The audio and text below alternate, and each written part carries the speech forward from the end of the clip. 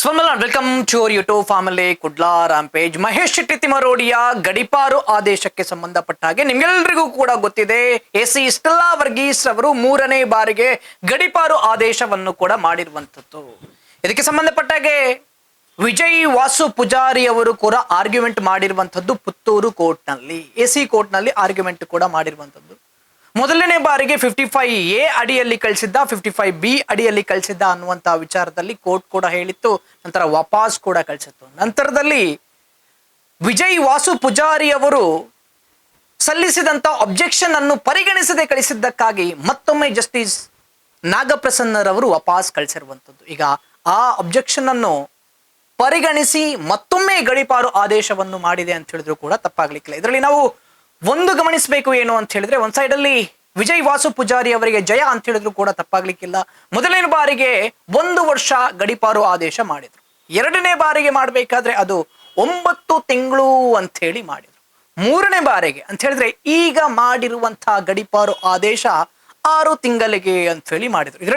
ಇದರಲ್ಲೇ ನಮ್ಗೆ ಗೊತ್ತಾಗುವಂಥದ್ದು AC Stella Varghese ಅವರು ಒಂದಷ್ಟು ತಪ್ಪುಗಳನ್ನು ಮಾಡಿದ್ದಾರೆ. ಇಲ್ಲ ಅಂತ ಹೇಳಿದ್ರೆ 1 ವರ್ಷ ಇದ್ದಂತಹ ಗಡಿಪಾರು ಆದೇಶ ಮೊದಲಿಗೆ ಇದೇ ಎಸಿ ಸ್ಟೆಲ್ಲಾ ವರ್ಗೀಸ್ ಅವರು ಮಾಡಿರುವಂತದ್ದು ಯಾಕೆ 6 ತಿಂಗಳವರೆಗೆ ಬಂದ್ರು ಅನ್ನುವಂತಹ ವಿಚಾರದಲ್ಲಿ. ಇದರ ಬಗ್ಗೆ ಮಾತಾಡೋಕೆ ನಮ್ಮ ಜೊತೆಗೆ ಅಡ್ವೊಕೇಟ್ ವಿಜಯ್ ವಾಸು ಪೂಜಾರಿ ಅವರು ಇದ್ದಾರೆ. ಅವರನ್ನು ಮಾತಾಡಿಸ್ತಾ ಹೋಗ್ತೀನಿ. ಸರ್, ಏನ್ ಹೇಳ್ತೀರಾ ಅಂತ ಹೇಳಿದ್ರೆ, ಒಂದ್ ಲೆಕ್ಕದಲ್ಲಿ ಎಲ್ಲರೂ ಹೇಳ್ತಾ ಇದ್ದಾರೆ ವಿಜಯ್ ವಾಸು ಪೂಜಾರಿ ಅವರಿಗೆ ಜಯ ಅಂತ ಹೇಳಿದ್ರೆ 1 ವರ್ಷ ಇದ್ದದ್ದು 9 ತಿಂಗಳಿಗೆ ಬಂತು, 6 ತಿಂಗಳಿಗೂ ಕೂಡ ಬಂದು ಅಂತ ಹೇಳಿ ಮತ್ತೊಮ್ಮೆ ಗಡಿಪಾರು ಆದೇಶವನ್ನು ಮಾಡಿದ್ದಾರೆ. ನಿಮ್ಮ ಅಬ್ಜೆಕ್ಷನ್ ಅನ್ನು ಕೋರ್ಟ್ ಕೂಡ ಹೇಳಿರುವಂತದ್ದು ಅಬ್ಜೆಕ್ಷನ್ ಅನ್ನು ಪರಿಗಣಿಸಿಲ್ಲ ಅಂತ ಹೇಳಿ. ಈಗ ಅಬ್ಜೆಕ್ಷನ್ ಅನ್ನು ಪರಿಗಣಿಸಿ ಮತ್ತೊಮ್ಮೆ ಗಡಿಪಾರು ಆದೇಶವನ್ನು ಮಾಡಿದ್ದಾರೆ. ಏನ್ ಹೇಳ್ತೀರಾ ಸರ್?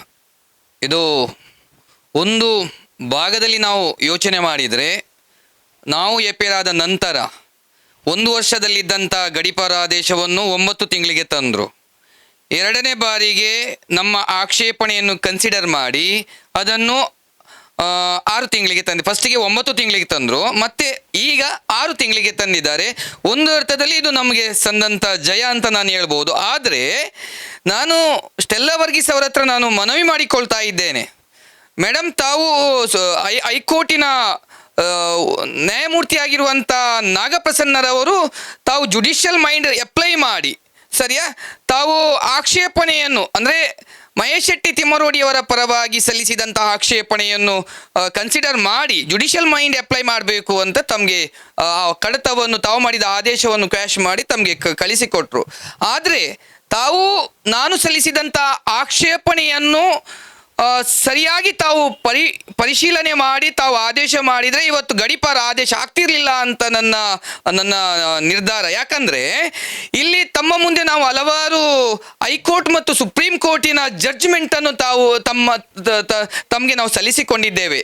ಆದರೆ ಆ ಯಾವುದೇ ಜಡ್ಜ್ಮೆಂಟನ್ನು ತಾವು ಕನ್ಸಿಡರ್ ಮಾಡಲಿಲ್ಲ. ಅದು ನನಗೆ ನೋವಿದೆ.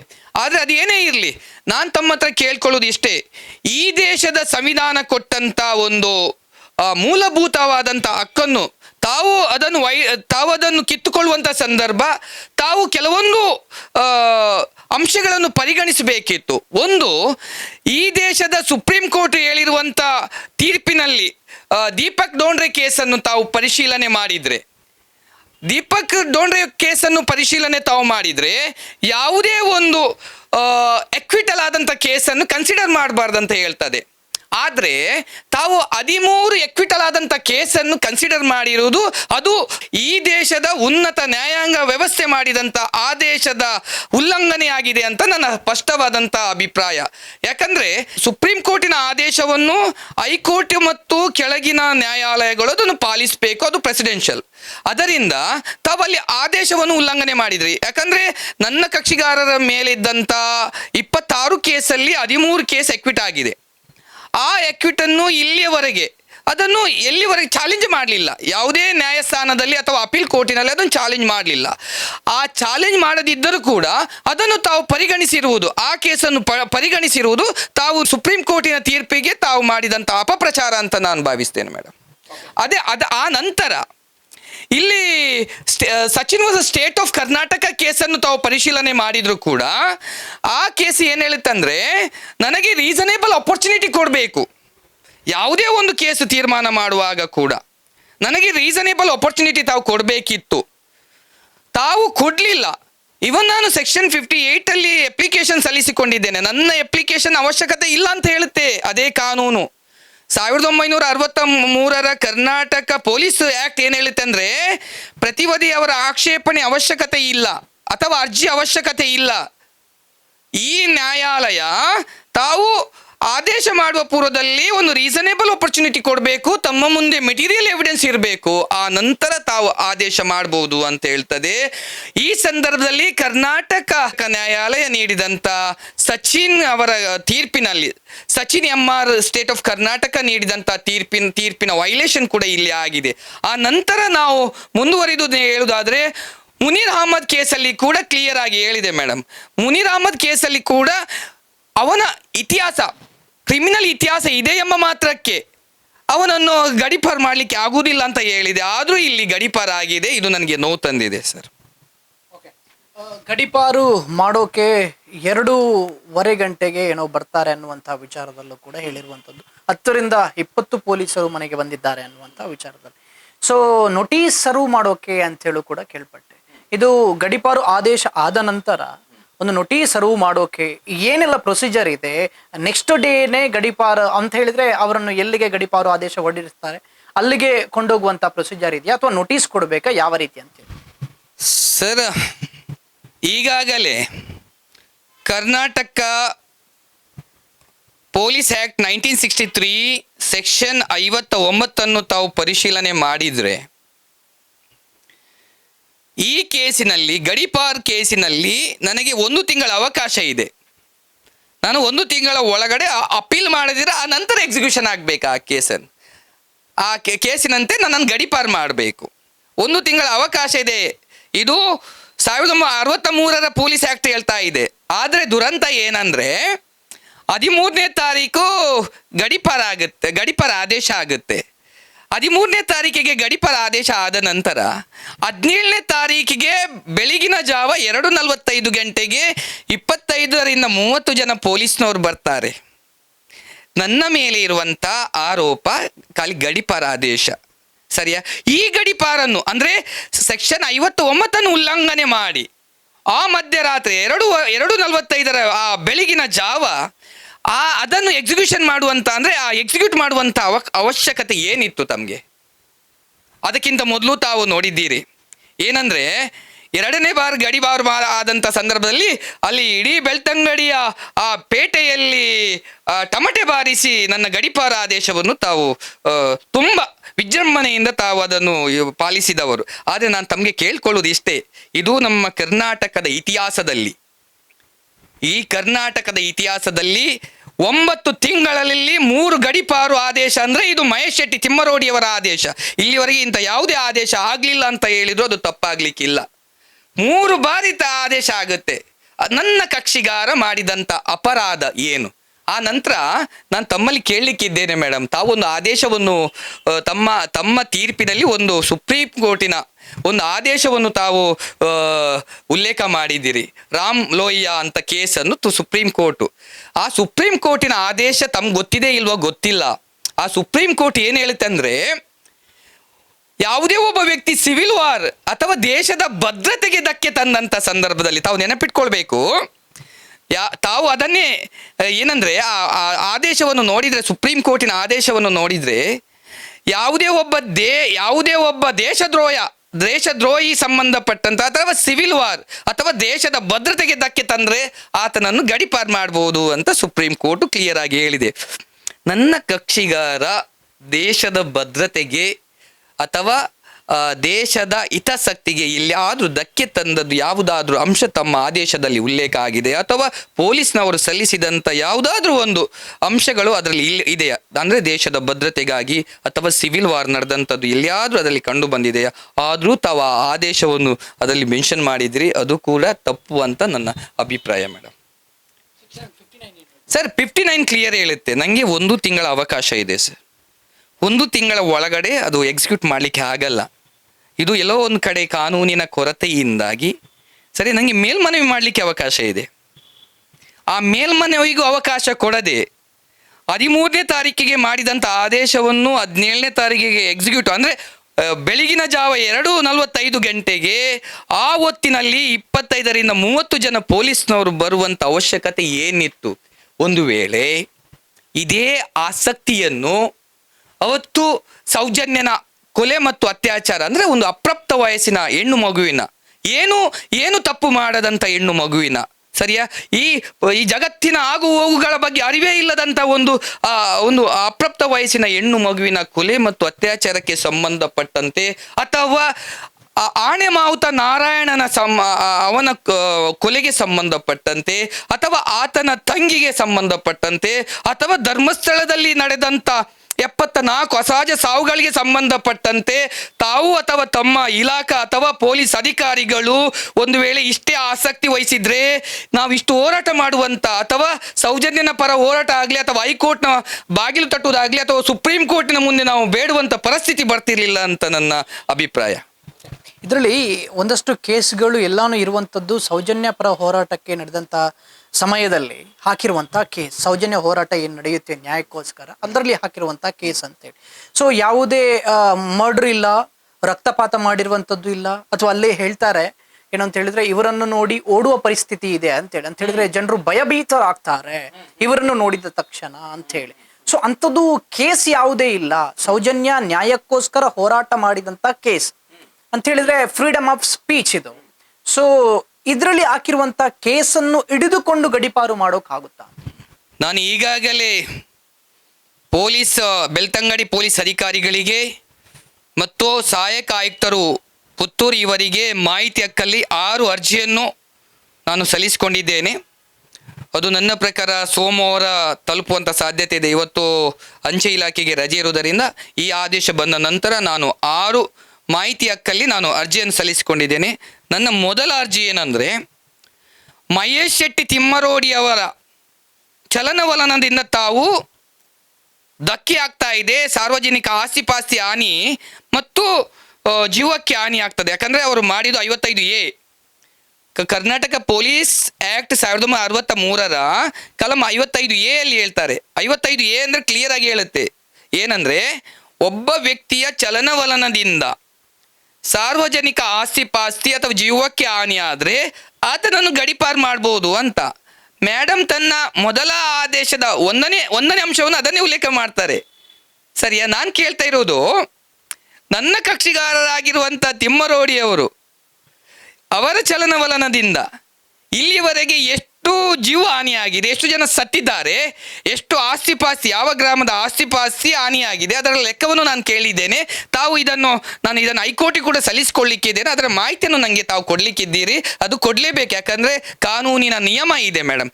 ಆ ನಂತರ ಸರಿ ಇನ್ನೊಂದವರು ಅಂಶ ಉಲ್ಲೇಖ ಮಾಡ್ತಾರೆ, ಈ ಸೌಜನ್ಯ ಹೋರಾಟವನ್ನು ಅನುಮತಿ ಇಲ್ಲದೆ ನಾವು ಮಾಡಿದ್ದೇ ಇಲ್ಲ. ನೆನಪಿಟ್ಕೊಳ್ಬೇಕು, ಎಲ್ಲ ಹೋರಾಟ ಇರ್ಬೋದು ಅಥವಾ ಸಾರ್ವಜನಿಕ ಸಭೆ ಇರ್ಬೋದು ಅಥವಾ ಪ್ರತಿಭಟನೆ ಇರ್ಬೋದು, ಎಲ್ಲವೂ ಕೂಡ ಕಾನೂನು ಚೌಕಟ್ಟಲ್ಲಿ ನಡೆದಿದೆ. ಇಲ್ಲಿವರೆಗೆ ಈ 2013ರಿಂದ ಇಲ್ಲಿವರೆಗೆ 2026ರವರೆಗೆ ಏನು ನಡೆದಿದೆಯಾ, ಎಲ್ಲಿ ಕೂಡ ಕಾನೂನು ಬಾಹಿರವಾಗಿ ಯಾವುದೇ ಪ್ರತಿಭಟನೆ ನಡೀಲಿಲ್ಲ. ಮತ್ತು ಎಲ್ಲಿ ಕೂಡ ಈ ಹೋರಾಟದಿಂದ ವಿಶೇಷವಾಗಿ ಮಹೇಶ್ ಶೆಟ್ಟಿ ತಿಮ್ಮರೋಡಿ ಅವರಿಂದಾಗಿ ಇಲ್ಲಿವರೆಗೆ ಸಾರ್ವಜನಿಕ ಆಸ್ತಿಪಾಸ್ತಿ ಯಾವುದೇ ತೊಂದರೆ ಆಗಿಲ್ಲ. ಆ ನಂತರ ಎಲ್ಲಿ ಕೂಡ ಯಾವುದೇ ಒಬ್ಬ ವ್ಯಕ್ತಿ ಸತ್ತಿದ್ದಾನೆ ಎಂಬ ಬಗ್ಗೆ ಎಲ್ಲಿ ಕೂಡ ಇಲ್ಲ ಸರ್. ಆದರೆ ದುರಂತ ಏನಂದರೆ, ಈ ಕಾರಣದಿಂದಲೇ ಇದೇ ಒಂದು ಅಂಶವಾಗಿ ಮೇಯ್ನ್ ಅಂಶ ಇದನ್ನು ಇಟ್ಕೊಂಡಿದ್ದಾರೆ. ಇನ್ನೊಂದು ಏನಂದರೆ, 2ನೇ ಅಂಶವನ್ನು ನಾವು ಪರಿಶೀಲನೆ ಮಾಡಿದರೆ, ತಿಮ್ಮರೋಡಿಯವರಿಂದ ಕೋಮು ಗಲಭೆ ಆಗಿದೆ, ಧರ್ಮಗಳ ನಡುವೆ ಅಶಾಂತಿ ಹುಟ್ಟಿದೆ. ಇದನ್ನು ಕೂಡ ನಾನು ಮಾಹಿತಿ ಹಕ್ಕಲ್ಲಿ ಕೇಳಿಕೊಂಡಿದ್ದೇನೆ. ಪೊಲೀಸ್ ಇಲಾಖೆಗೆ ಮತ್ತು ಸಹಾಯಕ ಆಯುಕ್ತರಿಗೆ ನಾನು ಕೇಳಿಕೊಂಡಿದ್ದೇನೆ. ನನ್ನ ಕಕ್ಷಿಗಾರರಿಂದ ಯಾವ ಧರ್ಮಕ್ಕೆ ಅಪಪ್ರಚಾರವಾಗಿದೆ, ಯಾವ ಧರ್ಮದೊಟ್ಟಿಗೆ ಕೋಮು ಸಂಘರ್ಷವಾಗಿ ಎಷ್ಟು ಜನ ಸತ್ತಿದ್ದಾರೆ, ಎಷ್ಟು ಜನರಿಗೆ ಗಾಯ ಆಗಿದೆ, ಅದೆಲ್ಲವನ್ನು ನನಗೆ ಕೊಡಬೇಕು ಅಂತ ನಾನು ಕೇಳಿಕೊಂಡಿದ್ದೇನೆ. ಒಂದು ವಿಷಯ, 1992ರಲ್ಲಿ ಇದೇ ಮಹೇಶ್ ಶೆಟ್ಟಿ ತಿಮ್ಮರೋಡಿಯವರ ತಂಗಿ ಮತ್ತು ತಂಗಿಯ ಗೆಳತಿಯನ್ನು ಒಬ್ಬ ಅನ್ಯ ಕೋಮಿನವನು ಅವಳನ್ನು ಅಶ್ಲೀಲವಾಗಿ ನಿಂದಿಸಿದ್ದಾನೆ ಅಥವಾ ಅಶ್ಲೀಲವಾಗಿ ಅವಳನ್ನು ವರ್ತಿಸಿದ್ದಾನೆ ಎಂಬ ಕಾರಣಕ್ಕಾಗಿ ಅದೊಂದು ಜಗಳ ಆಗಿದೆ ವಿನ ಮತ್ತೆ ಎಲ್ಲಿ ಕೂಡ ಅದು ಕೂಡ ನಾನು ಕೇಳ್ತಿರೋದು ಇಷ್ಟೇ, ನನ್ನ ತಂಗಿ ಆಗಲಿ ಅಥವಾ ಬೇರೆಯವರ ತಂಗಿ ಅಥವಾ ಮನೆಯವರಿಗೆ ಯಾವುದೇ ಒಂದು ಹೆಣ್ಣು ಮಕ್ಕಳಿಗೆ ಯಾರೇ ಒಬ್ಬ ತೊಂದರೆ ಕೊಟ್ಟರು ಕೂಡ ಆ ತೊಂದರೆಯನ್ನು ಸುಮ್ಮನೆ ಇರುವುದು ಅಪರಾಧ ಅಂತ ಹೇಳುತ್ತೆ.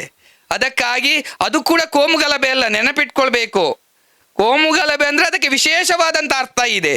ಇದು ವ್ಯಕ್ತಿ ನಡುವೆ ನಡೆದಂಥ ಇದು. ಅದನ್ನು ಮುಂದೆ ಇಟ್ಕೊಂಡು ತಾವು ಕೋಮುಗಲಭೆ ಆಗಿದೆ ಅಂತ ತಾವು ಪರಿಭಾವನೆ ಮಾಡಬಾರ್ದು. ನಾನು ಕೇಳ್ತಿರೋದು ಸ್ಪಷ್ಟವಾಗಿ ಹೇಳ್ತಾ ಇದ್ದೇನೆ ಮೇಡಮ್, ನನ್ನ ಕಕ್ಷಿಗಾರರಿಂದ ಯಾವ ಕೋಮು ಗಲಭೆ ನಡೆದಿದೆ, ಯಾವಾಗ ನಡೆದಿದೆ, ಅದಕ್ಕೆ ಸಂಬಂಧಪಟ್ಟ FIR ಎಲ್ಲಿದೆ. ಆ ನಂತರ ತಾವು ಇನ್ನೊಂದು ಅಂಶವನ್ನು ತಾವು ಉಲ್ಲೇಖ ಮಾಡ್ತೀರಿ. ಏನಂದ್ರೆ ಸೌಜನ್ಯ ಕೇಸಿಗೆ ಸಂಬಂಧಪಟ್ಟಂತೆ ತಾವು ನನ್ನ ಮಹೇಶ್ ಶೆಟ್ಟಿ ತಿಮ್ಮರೋಡಿ ನನ್ನ ಕಕ್ಷಿಗಾರರಾಗಿರುವಂಥ ಮಹೇಶ್ ಶೆಟ್ಟಿ ತಿಮ್ಮರೋಡಿ ಅವರು ರಾಜಕೀಯ ಪಕ್ಷದವರ ಪೊಲೀಸ್ ಇಲಾಖೆಯ ಮೇಲೆ, ಸಾರ್ವಜನಿಕ ಅಧಿಕಾರಿಯ ಮೇಲೆ ಕೆಲವೊಂದು ಭಾಷೆಗಳನ್ನು ಉಪಯೋಗಿಸಿ ಅವರಿಗೆ ದ್ವೇಷ ಭಾಷಣ ಮಾಡಿದ್ದಾರೆ ಅಂತ ತಮ್ಮದು ಇದಿದೆ, ತುಚ್ಛವಾಗಿ ಮಾತಾಡಿದ್ದಾರೆ ಅಂತ ತಾವು ಉಲ್ಲೇಖ ಮಾಡಿದ್ದೀರಿ. ನಾನು ಕೇಳ್ತಾ ಇರೋದು, ಇಲ್ಲಿವರೆಗೆ ಯಾವುದೇ ಪೊಲೀಸ್ ಅಧಿಕಾರಿಗಳಾಗಲಿ ಅಥವಾ ಉನ್ನತ ಇಲಾಖಾ ಅಧಿಕಾರಿ ಆಗಲಿ ಯಾರಾದರೂ ಇವತ್ತಿನವರೆಗೆ ಮಹೇಶ್ ಶೆಟ್ಟಿಯವರ ಮೇಲೆ ಯಾವುದಾದ್ರೂ ಪ್ರಕರಣವನ್ನು ದಾಖಲು ಮಾಡಿದರೆ ಅದನ್ನು ತಾವು ಕೊಡಬೇಕು. ಅದಕ್ಕೆ ಸಂಬಂಧಪಟ್ಟಂತೆ ಕೂಡ ನಾನು ಮಾಹಿತಿ ಹಕ್ಕಲ್ಲಿ ನಾನು ಅರ್ಜಿಯನ್ನು ಸಲ್ಲಿಸಿಕೊಂಡಿದ್ದೇನೆ. ಆ ಎಲ್ಲ ದಾಖಲಾತಿಯನ್ನು ನಾನು ಮಾನ್ಯ ಹೈಕೋರ್ಟಿಗೆ ಸಲ್ಲಿಸಿಕೊಳ್ಳಿಕ್ಕಿದ್ದೇನೆ. ನೀವು ಹೇಳಿದ್ರಿ ಎಸ್ ಸ್ಟೆಲ್ಲಾ ವರ್ಗೀಸ್ ಅವರನ್ನು ಹೈಕೋರ್ಟ್ನ ಕಟಕಟೆಯಲ್ಲಿ ನಿಲ್ಲಿಸ್ತೀನಿ ಅನ್ನುವಂಥ ವಿಚಾರದಲ್ಲಿ ಒಂದು ದಿನ ಹೇಗೆ ಅಂತ ಹೇಳಿ. ಸರ್, ಈಗಾಗಲೇ ಅವರ ವಿರುದ್ಧ ಮಾನ್ಯ ಹೈಕೋರ್ಟ್ನಲ್ಲಿ ಕಂಟೆಂಪ್ಟ್ ಅಪ್ಲಿಕೇಶನನ್ನು ನಾವು ಮೂವ್ ಮಾಡಲಿಕ್ಕಿದ್ದೇವೆ. ಅದರ ಸರ್ಟಿಫೈಡ್ ಕಾಪಿ ಸಿಗುವಾಗ ಸ್ವಲ್ಪ ಲೇಟ್ ಆಗಿದೆ, ಅದು ಸಿಕ್ಕಿದೆ. ತಕ್ಷಣವೇ ಕೆಲವೇ ದಿನಗಳಲ್ಲಿ ಅವರ ವಿರುದ್ಧ ನಾವು ಅವರನ್ನು ಕಟಕಟೆಯಲ್ಲಿ ನಿಲ್ಲಿಸಲಿಕ್ಕಿದ್ದೇವೆ. ಯಾಕಂದರೆ ಈ ದೇಶದ ಕಾನೂನು ಯಾರ ಸುತ್ತು ಅಲ್ಲ, ಈ ದೇಶದ ಕಾನೂನನ್ನು ನಾವು ಪ್ರತಿಯೊಬ್ಬರು ಪಾಲಿಸಬೇಕು. ನಮ್ಮ ಧರ್ಮ, ಯಾಕಂದರೆ ಸುಪ್ರೀಂ ಕೋರ್ಟ್ ಇರ್ಬೋದು, ಹೈಕೋರ್ಟ್ ಇರ್ಬೋದು, ಅವರು ಕಾಲಕ್ಕೆ ನೀಡಿದಂಥ ತೀರ್ಪನ್ನು ಗೌರವಿಸಬೇಕಾದದ್ದು ಈ ದೇಶದ ಪ್ರತಿಯೊಬ್ಬ ನಾಗರಿಕನ ಕರ್ತವ್ಯ ಆಗಿದೆ. ಈ ಗಡೀಪಾರ ಆದೇಶದಲ್ಲಿ ಅದು ಸ್ಪಷ್ಟವಾದಂಥ ಉಲ್ಲಂಘನೆ ಆಗಿದೆ. ಆ ಉಲ್ಲಂಘನೆಗೆ ತಕ್ಕವಾದಂಥ ಬೆಲೆ ತೆರಬೇಕು. ಯಾರೇ ಆಗಲಿ, ಎಷ್ಟೇ ದೊಡ್ಡ ಅಧಿಕಾರಿ ಆಗಲಿ, ಅವರು ಕಾನೂನಿನ ಮುಂದೆ ದೊಡ್ಡವರಲ್ಲ. ತಕ್ಕದಾದಂಥ ಸರಿಯಾದ ಕಾಲದಲ್ಲಿ ನಾವು ಹೈಕೋರ್ಟಿನ ನ್ಯಾಯಪೀಠದ ಮುಂದೆ ನಿಲ್ಲಿಸಲಿಕ್ಕಿದ್ದೇವೆ. ಅವರ ಮೇಲೆ ನಾವು ನ್ಯಾಯಾಂಗ ನಿಂದನೆ ಅರ್ಜಿಯನ್ನು ಸಲ್ಲಿಸಿಕೊಳ್ಳಿಕ್ಕಿದೆ. ಅದರಲ್ಲಿ ಎರಡು ಮಾತಿಲ್ಲ ಸರ್. ಸರ್, ಈಗ ಸುಪ್ರೀಂ ಕೋರ್ಟಿನ ಆದೇಶ ಉಲ್ಲಂಘನೆ ಆಗಿದೆ. ಒಂದು ಗಡೀಪಾರ ಆದೇಶ ಮಾಡುವಂಥ ಸಂದರ್ಭದಲ್ಲಿ ಸುಪ್ರೀಂ ಕೋರ್ಟ್ ಹೇಳ್ತಾ ಇದೆ, ನಾನು ಹೇಳಿದೆಲ್ಲ ದೀಪಕ್ ದೋಂಡ್ರ ಕೇಸಲ್ಲಿ ಹೇಳ್ತಾ ಇದೆ, ಎಕ್ವಿಟಲ್ ಆದಂಥ ಕೇಸಿನಲ್ಲಿ ಕನ್ಸಿಡರ್ ಮಾಡಬಾರ್ದಂತ ಹೇಳ್ತಾ ಇದೆ. ಆದರೂ ನೀವು ಕನ್ಸಿಡರ್ ಮಾಡಿದ್ದೀರಿ. ದೀಪಕ್ MR ಕೇಸಲ್ಲಿ ಕೂಡ ಹೇಳ್ತಾ ಇದೆ. ಆ ನಂತರ ಬೇರೆ ಬೇರೆ ಸುಪ್ರೀಂ ಕೋರ್ಟಿನ ತೀರ್ಪನ್ನು ನಾವು ಉಲ್ಲೇಖ ಮಾಡಿ ತಮ್ಮ ಮುಂದೆ ಮನವಿ ಮಾಡಿಕೊಂಡಿದ್ದೇವೆ. ಏನು ಮನವಿ ಮಾಡಿಕೊಂಡಿದ್ದೇವೆ ಮೇಡಮ್? ನಮಗೆ ರೀಸನೇಬಲ್ ಆಪರ್ಚುನಿಟಿ ತಾವು ಕೊಡಬೇಕು. ಯಾವುದೇ ಒಬ್ಬ ವ್ಯಕ್ತಿಗಾಗಲಿ ಒಂದು ಸರಿಯಾದಂಥ ಅವಕಾಶ ಕೊಡಿ, ಎವಿಡೆನ್ಸ್ ಮಾಡಲಿಕ್ಕೆ ಅವಕಾಶ ಕೊಡಿ. ಇವನ್ ತಮ್ಮ ಮುಂದೆ ಪೊಲೀಸ್ ಇಲಾಖೆಯ ಪರವಾಗಿ ಯಾವುದೇ ವಾದ ಮಂಡನೆ ಆಗಲಿಲ್ಲ. ಆದದ್ದು 2 ನಿಮಿಷ ಮಾತ್ರ ಆ ಡಾಕ್ಯುಮೆಂಟನ್ನು ಸಬ್ಮಿಟ್ ಮಾಡಿದ್ದಾರೆ. ಸರಿಯಾ? ಇದು ಏನಾಗಿದೆ ಅಂದರೆ, ಎಲ್ಲೋ ಒಂದು ಕಡೆ ಅವರನ್ನು ಗಡೀಪಾರು ಮಾಡಬೇಕೆಂಬುದು ಮನಸ್ಸಲ್ಲಿ ಇಟ್ಕೊಂಡು ಗಡೀಪಾರ ಆಗಿದೆ. ವಿನಾ ಯಾವುದೇ ದಾಖಲಾತಿಯನ್ನು ಸರಿಯಾಗಿ ಪರಿಶೀಲನೆ ಮಾಡಿದರೆ ಈ ಗಡೀಪಾರ ಆಗ್ತಿರಲಿಲ್ಲ ಎಂಬುದು ನನ್ನ ಅಭಿಪ್ರಾಯ. ಮತ್ತೊಂದು ಆರೋಪ ಏನು ಅಂತ ಹೇಳಿದರೆ, ಮಹೇಶ್ ಶೆಟ್ಟಿ ತಿಮ್ಮರೋಡಿ ಅವರು ಯಾವುದೇ ಕಾರಣಕ್ಕೂ ನೋಟಿಸನ್ನು ರಿಸೀವ್ ಮಾಡೋದಿಲ್ಲ ಅಂತೇಳಿ. ಒಂದು ವೇಳೆ ನೋಟಿಸನ್ನು ರಿಸೀವ್ ಮಾಡ್ತಾ ಇದ್ರೆ ಅವರಿಗೆ ಅಪೀಲಿಗೆ ಹೋಗೋಕ್ಕೆ ಆಪ್ಷನ್ ಕೊಡ್ತಾ ಇದ್ವಿ, 30 ದಿನಗಳ ಕಾಲ ಟೈಮ್ ಕೂಡ ಕೊಡ್ತಾ ಇದ್ವಿ ಅಂತೇಳಿ. ಅವರು ಯಾವುದೇ ನೋಟಿಸನ್ನು ಇದುವರೆಗೂ 3 ಸಾರಿ ಗಡೀಪಾರು ಆದೇಶ ಆಯಿತು, ಯಾವುದೇ ನೋಟಿಸನ್ನು ಕೂಡ ರಿಸೀವ್ ಮಾಡಿಲ್ಲ ಅಂತೇಳಿ. ಸರ್, ನೋಟಿಸನ್ನು ರಿಸೀವ್ ಮಾಡಲಿಲ್ಲ ಎಂಬುದು ಅವರು ಕೆಲವು ಸರಿ ಮನೆಯಲ್ಲಿ ಇಲ್ಲದೆ ಕಾರಣ ಇರ್ಬೋದು. ಇದ್ದು ಯಾವತ್ತೂ ಕೂಡ ಅವರು ರಿಸೀವ್ ಮಾಡದೇ ಇದ್ದದ ಕಾರಣ ಈ ದಿನಗಳೇ ಇಲ್ಲ. ಕೆಲವು ಸರಿ ಅವರು ಮನೆಯಲ್ಲಿ ಇಲ್ಲ ಎಂಬ ಕಾರಣಕ್ಕಾಗಿ ಅವರು ರಿಸೀವ್ ಆಗದೇ ಇರ್ಬೋದು. ಒಂದು ವೇಳೆ ರಿಸೀವ್ ಮಾಡದಿದ್ದರೆ ಅವರಿಗೆ ಮನೆಯ ಗೋಡೆಯಲ್ಲಿ ಅಂಟಿಸ್ಲಿಕ್ಕೆ ಕಾನೂನಿನಲ್ಲಿ ಅವಕಾಶ ಇದೆ ಅಲ್ವಾ? ಕಾನೂನಲ್ಲಿ ಅವಕಾಶ ಇದೆ. ಈಗ ಒಬ್ಬ ಯಾರೇ ಆಗಲಿ ಒಂದು ನ್ಯಾಯಾಲಯದ ಆದೇಶವನ್ನು ತೆಗೆದುಕೊಳ್ಳದಿದ್ದರೆ 2ನೇ ಅವಕಾಶ ಇದೆ, 3ನೇ ಅವಕಾಶ ಇದೆ. ಸರಿಯಾ? ನೀವು ಅದನ್ನು ಪಾಲಿಸಬೇಕು. ಸರಿಯಾ? ತಕೊಳ್ಳೋದು ಬಿಡುದು ಅವರಿಗೆ ಬಿಟ್ಟದ್ದು ಸರಿಯಾ. ಯಾಕಂದ್ರೆ ಇದು ಕಾನೂನಿನ ಹೋರಾಟ ನಡೀತಾ ಇದೆ. ಒಂದು ಕಡೆಯಲ್ಲಿ SITಯಲ್ಲಿ ಕಾನೂನು ನಡೀತಾ ಇದೆ, ಒಂದು ಕಡೆಯಲ್ಲಿ ಹೈಕೋರ್ಟಿನ ನ್ಯಾಯಪೀಠದ ಮುಂದೆ 74 ಅಸಹಜ ಸಾವುಗಳ ಬಗ್ಗೆ ನಡೀತಾ ಇದೆ, ಒಂದು ಕಡೆಯಲ್ಲಿ ನಿಮ್ಮ ಮುಂದೆ ಗಡೀಪಾರ ಆದೇಶ ಆಗ್ತಾ ಇದೆ. ಯಾಕಂದ್ರೆ ಎಲ್ಲದಕ್ಕೂ ಸ್ಪಂದಿಸಬೇಕಾಗ್ತಾ ಇದೆ. ಅದಕ್ಕಾಗಿ ಕೆಲವೊಂದು ಸಂದರ್ಭ ಅವರು ಮನೆಯಲ್ಲಿ ಇಲ್ಲದೆ ಇರಬಹುದು. ಅದೇ ರೀಸನ್ ಅಲ್ಲಿ ಇಟ್ಕೊಂಡು ನೀವು ಮನೆಗೆ 2 ಗಂಟೆ ರಾತ್ರಿಗೆ 2:45 ಗಂಟೆ ರಾತ್ರಿಗೆ ನೀವು ಬಂದು 25ರಿಂದ 30 ಜನ ಪೊಲೀಸರನ್ನು ಬಂದು ಕರ್ಕೊಂಡು ಬರೋದು ಅದು ಸರಿಯಲ್ಲ ಅಂತ ನನ್ನ ಅಭಿಪ್ರಾಯ. ನಾನು ಈ ಮುಖಾಂತರ ಸರ್ಕಾರವನ್ನು ಕೇಳಿಕೊಳ್ಳುವುದು ಇಷ್ಟೇ, ಇಂಥ ಗಡೀಪಾರು ಪ್ರಕರಣಕ್ಕೆ ಸಂಬಂಧಪಟ್ಟಂತೆ ಅಥವಾ ಸಂವಿಧಾನದ ಎಲ್ಲೋ ಒಂದು ಕಡೆ ಮೂಲಭೂತ ಹಕ್ಕುಗಳಿಗೆ ಸಂಬಂಧಪಟ್ಟಂತೆ ವಿಚಾರಣೆ ಆಗುವಂಥ ಸಂದರ್ಭ ಇದನ್ನು ನ್ಯಾಯಾಂಗ ವ್ಯವಸ್ಥೆಯ ನ್ಯಾಯಾಧೀಶರಿಗೆ ಕೊಡಬೇಕು. ಯಾಕಂದರೆ ಇಲ್ಲಿ ಕ್ವಾಸಿ ಜುಡಿಷಿಯಲ್ ಆಫೀಸರಿಗೆ ಕೊಟ್ಟರೆ ಎಲ್ಲೋ ಒಂದು ಕಡೆ ಅದು ದುರುಪಯೋಗ ಆಗುವಂಥ ಸಾಧ್ಯತೆ ಇರ್ತದೆ.